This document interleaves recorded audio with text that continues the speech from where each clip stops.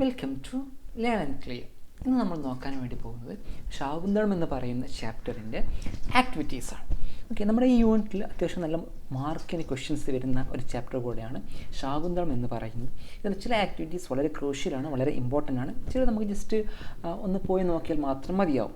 Okay, first നമ്മളിതിൻ്റെ side ക്വസ്റ്റ്യൻസിലേക്ക് പോയി കഴിഞ്ഞാൽ നോക്കൂ, fear shrinks to half the body small. Explain.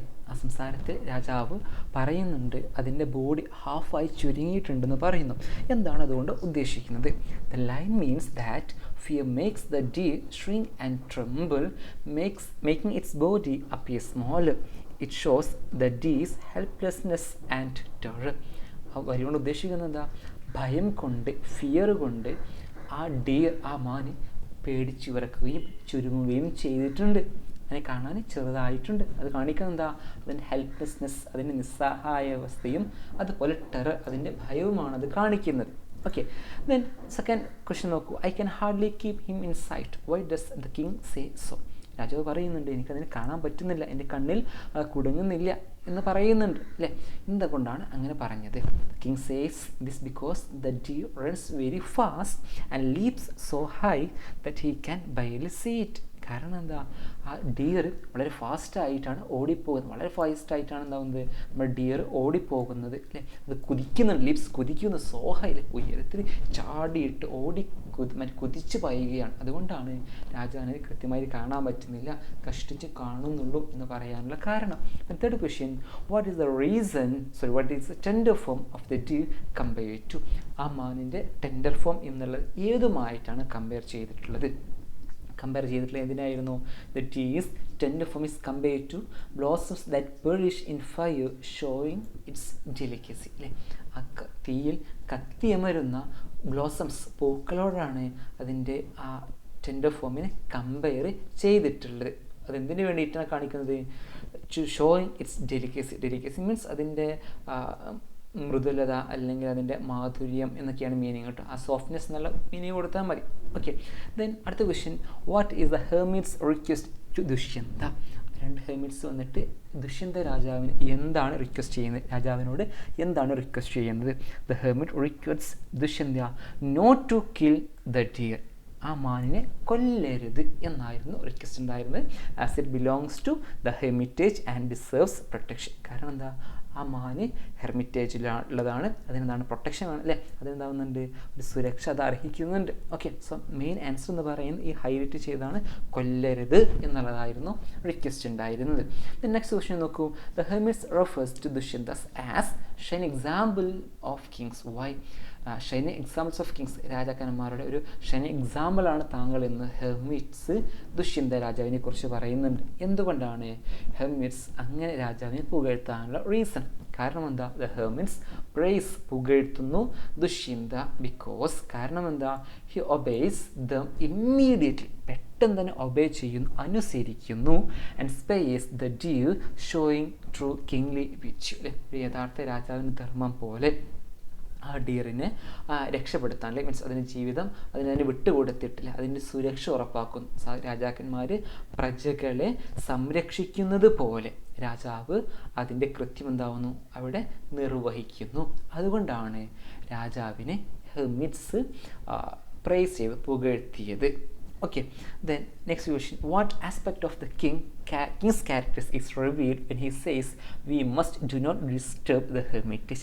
We must do not disturb hermitage എന്നുള്ളത് കൊണ്ട് എന്താ രാജാവിൻ്റെ ഏത് ക്യാരക്ടറാണ് ഇവിടെ റിവീൽ ആവുന്നത്? അദ്ദേഹത്തിൻ്റെ ക്യാരക്ടറിന് ഏത് ആസ്പെക്റ്റാണ് റിവീൽ ആവുക? മീൻസ് കാണാൻ പറ്റുന്നത്.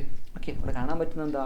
It shows the king's respect for the peace of the hermitage and his gentle thoughtful nature. രാജാവിൻ്റെ respect for the peace of the hermitage, അതാണ് ഏറ്റവും പ്രധാനപ്പെട്ടത്. ആ ഹെർമിറ്റേജിൻ്റെ, ആ ആശ്രമത്തിൻ്റെ സമാധാനത്തെ രാജാവ് എന്താവുന്നു? റെസ്പെക്റ്റ് ചെയ്യുന്നു. ആ ഹെർമിറ്റേജിൻ്റെ അതിൻ്റെ ഒരു മീൻസ് പവിത്രത എന്താവുന്നു? പവിത്രതയെ രാജാവ് റെസ്പെക്റ്റ് ചെയ്യുന്നു. അതാണ് ഇവിടെ നമുക്ക് കാണാൻ വേണ്ടി പറ്റുന്നത്. അതുമാത്രമല്ല പ്രകൃതിയോടൊക്കെയുള്ള അദ്ദേഹത്തിൻ്റെ വളരെ സൗമ്യമായ ഇടപെടലും നമുക്കിതിൽ നിന്ന് മനസ്സിലാക്കാൻ വേണ്ടി പറ്റും. അടുത്ത question, whose voice does the king hear to the right of the grove? ആ ഗ്രോവിൻ്റെ വലതുവശത്ത് നിന്ന് ആരുടെയൊക്കെ ശബ്ദമാണ് കേട്ടത്? ആരുടെയൊക്കെ ശബ്ദമാണ്?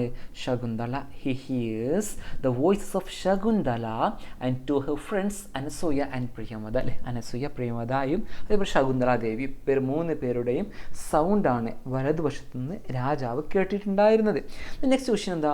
What shall not be working for reward, we shall not be working for reward says Priyamvada. What does she mean by this? ഇവിടെ നമ്മൾ പ്രിയമവത പറയുന്നുണ്ട്, നമ്മളൊരിക്കലും റിവാർഡിന് വേണ്ടിയിട്ട് വർക്ക് ചെയ്യരുത് എന്ന് പറയുന്നുണ്ട്. എന്താണ് ഇതുകൊണ്ട് ഉദ്ദേശിച്ചിട്ടുള്ളത്? ഇതുകൊണ്ട് ഉദ്ദേശം എന്താ? Priyamvada means that what or increase that have already flowered is a selfless act done without expecting reward. നേരത്തെ ഫ്ലവർ ചെയ്ത് കഴിഞ്ഞ, നേരത്തെ പുഷ്പിച്ച മരങ്ങൾക്ക് വെള്ളമൊഴിക്കുന്നത് റിവാർഡ് എക്സ്പെക്റ്റ് ചെയ്യാത്തൊരു പ്രവൃത്തിയാണ് എന്നാണ് പ്രിയമവത ഉദ്ദേശിച്ചിട്ടുണ്ടായിരുന്നത്. മീൻസ് പൂക്കൾ കിട്ടുന്ന മരങ്ങൾക്ക് മാത്രമല്ല, നേരത്തെ പൂക്കൾ തന്ന മരങ്ങൾക്ക് നമ്മൾ വെള്ളമൊഴിക്കുന്നതാണ് ശരിക്കും ഒരു റിവാർഡ് പ്രതീക്ഷിക്കാത്ത വർക്ക് എന്നുള്ളതുകൊണ്ട് ഉദ്ദേശിച്ചിട്ടുള്ളത് കേട്ടോ. Next question, Shakuntala feels that the mango tree is trying to tell her something. Do you think nature communicates with us how? അപ്പോൾ ചോദിക്കുകയാണ്, ശകുന്തളാദേവി പറയുന്നുണ്ട് ആ മാവ് തന്നോട് എന്തൊക്കെയോ സംസാരിക്കാൻ വേണ്ടി ട്രൈ ചെയ്യുന്നു എന്ന് ശകുന്തളാദേവിക്ക് ഫീൽ ചെയ്യുന്നുണ്ട്. അങ്ങനെ അവരോട് കമ്മ്യൂണിക്കേറ്റ് ചെയ്യുന്നുണ്ട്. ഓക്കെ, സോ നിങ്ങൾ ചിന്തിക്കുന്നുണ്ടോ പ്രകൃതി നമ്മളോട് ഇങ്ങനെ കമ്മ്യൂണിക്കേറ്റ് ചെയ്യും എന്നുള്ള കാര്യം നിങ്ങൾ ചിന്തിക്കുന്നുണ്ടോ? യെസ്, തീർച്ചയായിട്ടും അല്ലേ. Yes, nature communicate science through like wind, flowers and sounds. അല്ലെ, സൗണ്ട്സിലൂടെ, ഫ്ലവേഴ്സിലൂടെ, വിൻഡ്, കാറ്റിലൂടെ എന്താവുന്നുണ്ട്? പ്രകൃതി നമ്മളോട് സംസാരിക്കുന്നുണ്ട്, കമ്മ്യൂണിക്കേറ്റ് ചെയ്യുന്നുണ്ട്, ആശയവിനിമയം നടത്തുന്നുണ്ട്. And sensitive people can feel it's messages. അല്ലെ, സെൻസിറ്റീവായ ആളുകൾക്ക് ആ മെസ്സേജ് മനസ്സിലാക്കാനും സാധിക്കും. But next question, the jasmine white, the mango tree and Shakuntala blend in a unified image. ഒരു യൂണിഫൈഡ് ഇമേജ് ആയിട്ട് നമുക്ക് Shakuntala Devi, mango tree, Jasmine white മൂന്നിനെയും കാണാൻ വേണ്ടി പറ്റും. Have you come across work of art in which humans are depicted in harmony with nature? ഇതുപോലെ നേച്ചറുമായിട്ട് harmonious ആയിട്ടില്ല ആളുകളെ പറയുന്ന വർക്ക്സ്. അല്ലേ, അപ്പോൾ ഇവിടെ നമ്മൾ ശകുന്തളാദേവിയും നേച്ചർ വളരെ അധികം അറ്റാച്ച്ഡാണ്, വളരെയധികം മീൻസ് മിക്സ്ഡ് ആയിട്ടുള്ള ഒരു സീനാണ് നമുക്കിതിൽ കാണാൻ വേണ്ടി പറ്റുന്നത്. ഇങ്ങനെ എത്രമാത്രം മനുഷ്യന് പ്രകൃതിയോട് അറ്റാച്ച്ഡ് ആയിട്ടുള്ള വർക്ക്സ്, ലിറ്റററി വർക്ക്സ് നിങ്ങൾ കണ്ടിട്ടുണ്ടോ? List A few that you remember. നിങ്ങൾ ഓർക്കുന്ന വർക്ക്സ് ലിസ്റ്റ് ഔട്ട് ചെയ്യാൻ വേണ്ടിയിട്ടാണ് പറഞ്ഞിട്ടുള്ളത്. ഞാൻ കുറച്ച് എക്സാമ്പിൾസ് കൊടുക്കുന്നുണ്ട്. വില്യം വേർഡ്സ്വർത്തിൻ്റെ ഡാഫോഡിൽസ് അതിൽ എക്സാമ്പിളാണ്. ടാഗോറിൻ്റെ ഒരുപാട് നാച്ചുറൽ പോംസ് ഉണ്ട്. അതേപോലെ തന്നെ ഇന്ത്യൻ പെയിൻറ്റിങ്സ് ഉണ്ട്. അല്ലേ,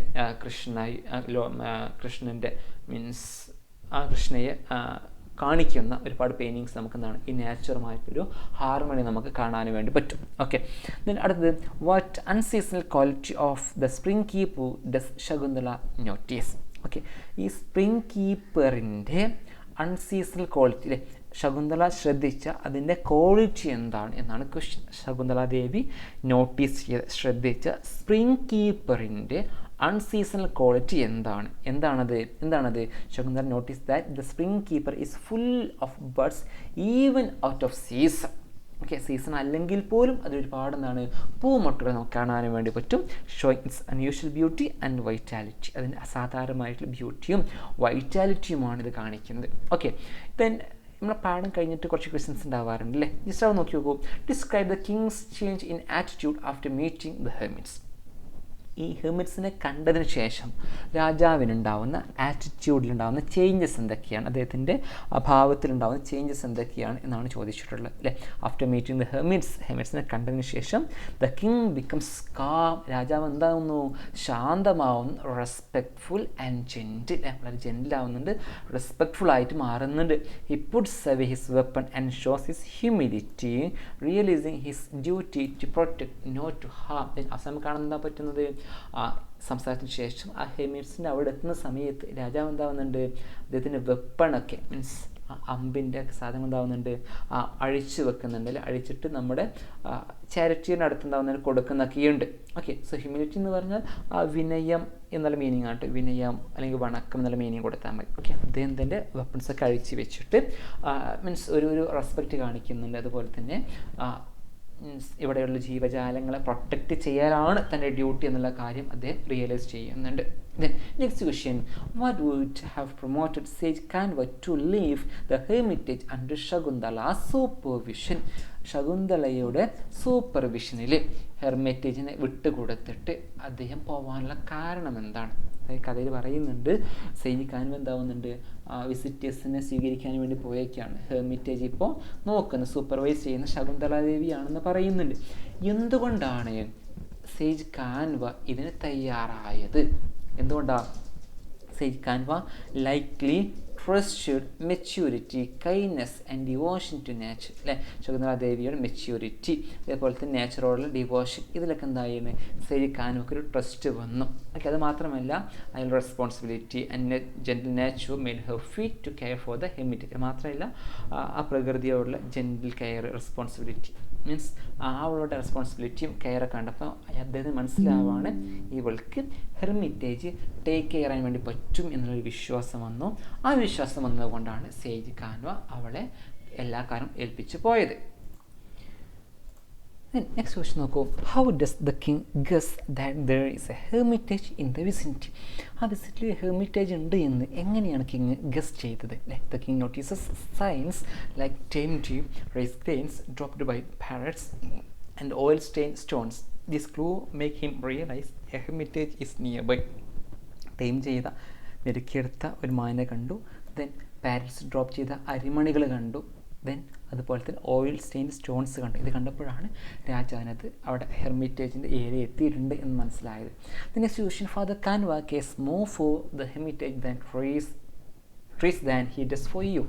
Says one of the Shakuntala's friends, how are the plants and trees treated by the inmates of the hermitage? Do we try to maintain this attitude to nature? Explain.